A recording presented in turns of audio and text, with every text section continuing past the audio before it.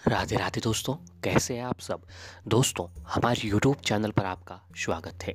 हमारे इस चैनल को सब्सक्राइब कीजिएगा और हमारे वीडियो को लाइक, शेयर और कमेंट जरूर कीजिएगा।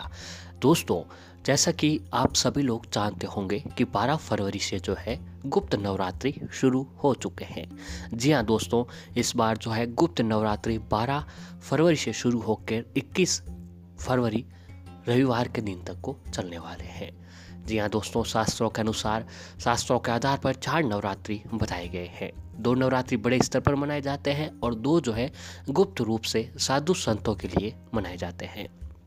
गुप्त नवरात्रि में माँ दुर्गा की 10 महाविद्याओं की साधना की जाती है।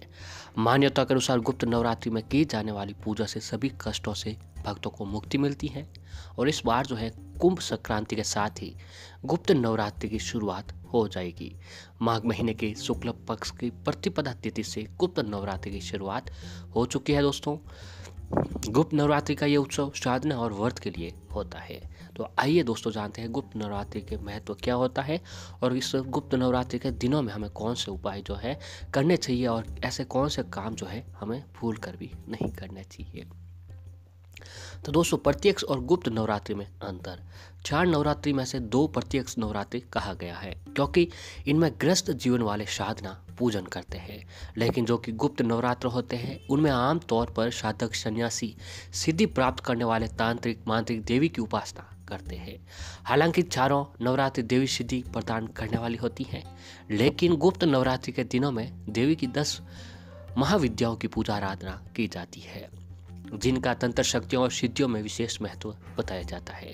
जबकि प्रत्यक्ष नवरात्र में सांसारिक जीवन से जुड़ी हुई चीजों का प्रदान करने वाली देवी के 9 रूपों की पूजा आराधना की जाती है। गुप्त नवरात्रि में अगर आमजन चाहे तो किसी विशेष इच्छा की पूर्ति या सिद्धि के लिए गुप्त नवरात्र में साधना करके मनोरथ की पूर्ण कर सकते हैं।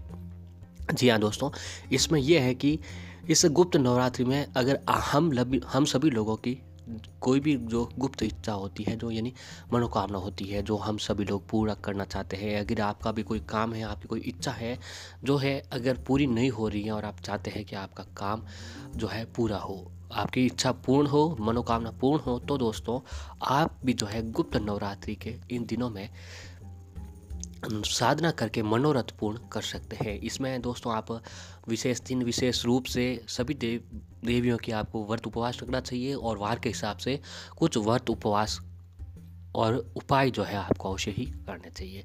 जी हाँ दोस्तों, उपाय करने मात्र से व्यक्ति की सारी परेशानियां खत्म हो जाती है। दोस्तों, गुप्त नवरात्रि पर शुभ सहयोग भी इस बार का बन रहा है कि चारों नवरात्रि के दौरान ऋतु परिवर्तन भी होता है और साधना व पूजा पाठ के लिए ग्रह नक्षत्रों की विशेष स्थिति भी बनती है,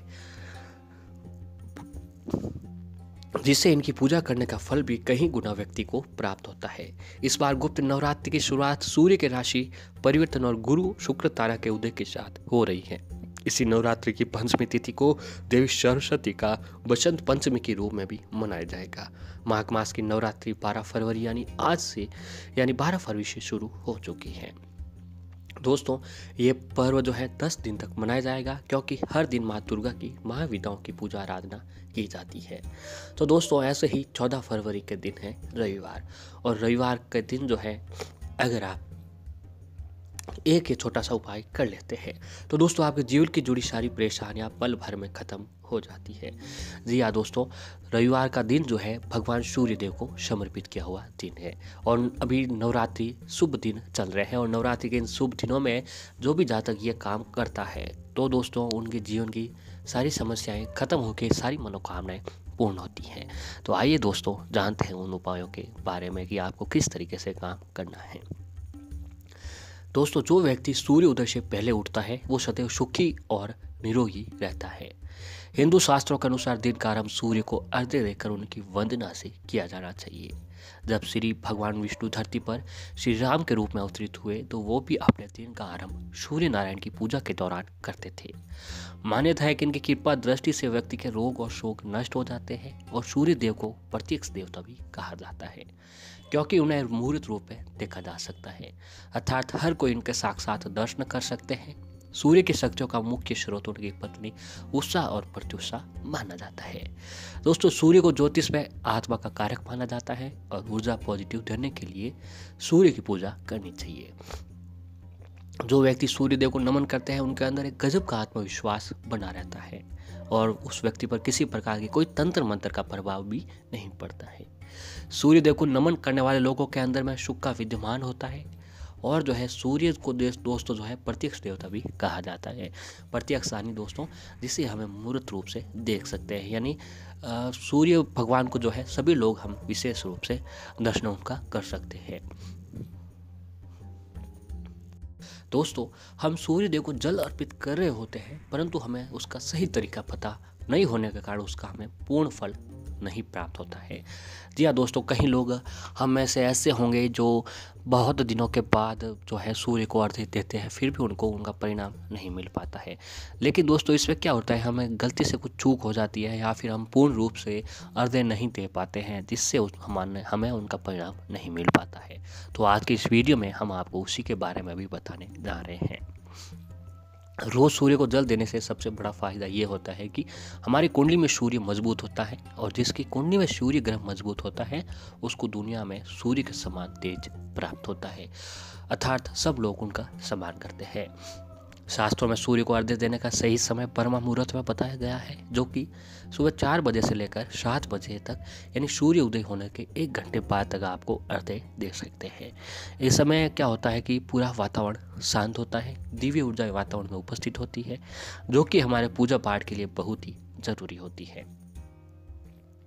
इस समय पूजा करने से आपकी प्रार्थना सीधे भगवान तक पहुंचती है और आपको ब्रह्म मुहूर्त में ही सूर्य को अर्घ्य देना चाहिए।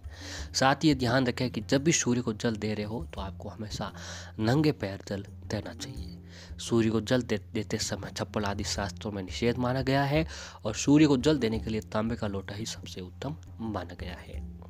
अब दोस्तों हम आपको बताते हैं कि रविवार के दिन अगर आप सूर्य को जल देने वाले लोटे में इस विशेष चीज़ को मिला लेते हैं तो आपके जीवन की सारी परेशानियां खत्म होने लग जाती है।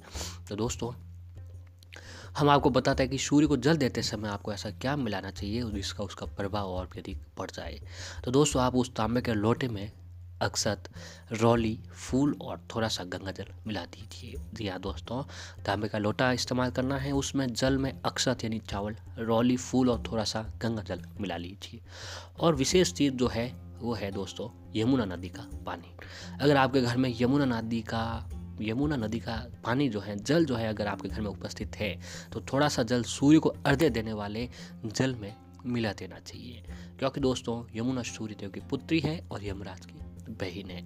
इसीलिए सूर्यदेव का जल में यमुना नदी का जल मिलाने से व्यक्ति को अकाल मृत्यु से छुटकारा मिलता है। और सूर्य को जल देते समय हमेशा ध्यान रखें कि आपके दोनों हाथ आपके सर से ऊपर हो, साथ ही जो धारा जमीन पर गिर रही हो पैरों से नहीं टकरानी चाहिए। तो दोस्तों ये काम जो है अगर आप नवरात्रि के इन दिनों में करते हैं, यानी कि नवरात्रि के गुप्त नवरात्रि में रविवार के दिन ये काम कर लेते हैं, तो दोस्तों आपके जीवन की जुड़ी सारी परेशानियां खत्म होने लग जाती हैं। और ऐसे ही दोस्तों रविवार के दिन गुप्त नवरात्रि के दिन आपको सुबह या सूर्यास्त के बाद पानी से भरे घड़े में, पानी का जो घड़ा होता है, पानी जिस पे आप पानी रखते हो पीने का, उसमें राई के पत्ते डालकर उस जल को अभिमंत्रित करके जिस किसी व्यक्ति को स्नान कराया जाएगा उसकी दरिद्रता व रोग पूरी तरह से खत्म होने लग जाएगी। और ऐसे ही गुप्त नवरात्रि के रविवार के दिन सूर्य उदय के समय 3 अलग अलग छोटे बर्तनों में काली तिल, साबुत धनिया और साबुत नमक मिलाकर अपने व्यापार स्थल पर रख दें। इससे व्यापार में वृद्धि होने लगेगी और ग्राहक भी बढ़ने लगेंगे। यदि दोस्तों आपका व्यापार व्यवसाय में मंदा चल रहा है तो आपको गुप्त नवरात्रि के रविवार के दिन एक काम करना चाहिए कि सूर्योदय के समय आपको 3 अलग अलग छोटे बर्तनों में काली तिल, साबुत धनिया और साबुत नमक मिलाकर अपने व्यापार जो स्तर होता है, आप जहाँ काम धंधा कर रहे हो वहाँ पर आपको रख देना है। इससे आपके व्यापार में वृद्धि होने लगेगी और ग्राहक भी आपके बढ़ने लगेंगे। और ऐसे ही दोस्तों रविवार के दिन सूर्योदय के पूर्व स्नान करने के बाद माँ दुर्गा के गायत्री मंत्र का जाप करें। दोस्तों मंत्र है ओम गिरजाहे विद्महे शिव प्रियाहे धीमहि तन्नो दुर्गा प्रचोदयात्। ओम गिरजाहे विद्महे शिवे प्रिया है धीमहि तनो दुर्गा प्रचोदयात का 108 बार जप करने के बाद इसी मंत्र की 51 आहुति गाय के घी से हवन करने में जिस चीज़ की कामना की जाए वह कामना माँ दुर्गा शीघ्र पूरी कर देती है। तो दोस्तों ये काम भी अगर आप रविवार के दिन करते हैं तो आपकी सारी कामना मनोकामना पूरी होती है।